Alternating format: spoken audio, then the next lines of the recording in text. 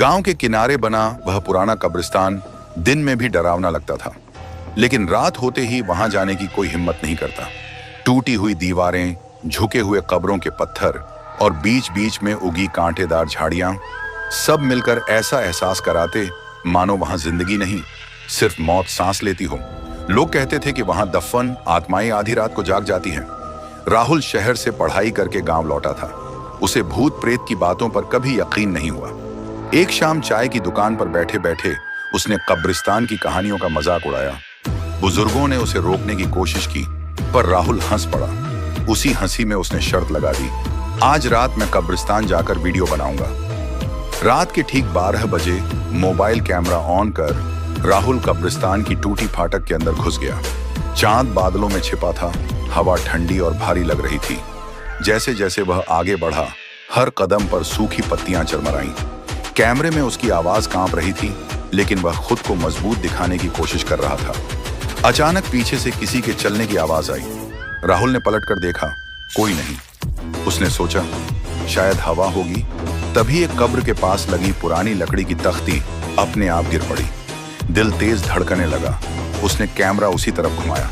Screen पर कुछ second के लिए एक धुंधली परछाई दिखाई दी, फिर गायब। राहुल ने घबराकर आगे बढ़ना चाहा, लेकिन उसके पैर जैसे जमीन में धंस गए हों। तभी किसी ने धीमी टूटी हुई आवाज में उसका नाम पुकारा, राहुल।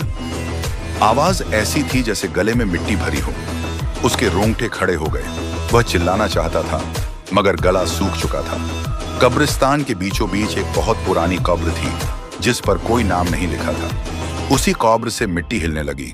धीरे धीरे एक हाथ बाहर निकला, सफेद सड़ा हुआ, नाखून लंबे और काले। राहुल की आंखें फटी रह गईं। हाथ के बाद एक चेहरा उभरा, जिसकी आंखें खाली थीं, जैसे उनमें आत्मा नहीं, सिर्फ अंधेरा भरा हो। तू हमें भूल गया, वह साया बुदबुदाया। उसके पीछे पीछे और भी कब्रें हिलने लगीं। चारों ओर से कराहने की आवाजें आने लगीं।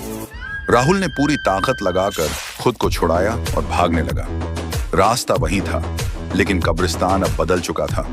कब्रें खिसक रही थीं, रास्ते गायब हो रहे थे। भागते भागते राहुल गिर पड़ा। उसका मोबाइल हाथ से छूटकर जमीन पर गिर गया। कैमरा अब भी रिकॉर्ड कर रहा था। स्क्रीन पर साफ दिख रहा था, दर्जनों साए उसे घेर रहे हैं। किसी ने उसके कान के पास फुसफुसाकर कहा, जो यहां आया वह यहां का हो गया। अचानक तेज अजान की आवाज गूंजी। कब्रिस्तान में अजीब सी हलचल हुई। साए पीछे हटने लगे। राहुल को लगा जैसे किसी ने उसे धक्का देकर बाहर की तरफ फेंक दिया हो। वह कब्रिस्तान की फाटक के बाहर पड़ा था, बदन मिट्टी से सना हुआ, सांसें उखड़ी हुई। सुबह गांव वालों ने उसे वहीं बेहोश पाया। होश आने पर राहुल बदल चुका था। उसकी आंखों में डर हमेशा के लिए बस गया था। उसने किसी से कुछ नहीं कहा, बस चुपचाप गांव छोड़ दिया। लेकिन उसके मोबाइल से मिला वीडियो वह सबूत बन गया। आज भी लोग कहते हैं, अगर आधी रात को कब्रिस्तान के पास जाओ तो राहुल की चीखें अब भी सुनाई देती हैं, और कैमरे की स्क्रीन पर पीछे खड़ी हुए परछाइयां अब भी किसी अगले शिकार का इंतजार करती हैं।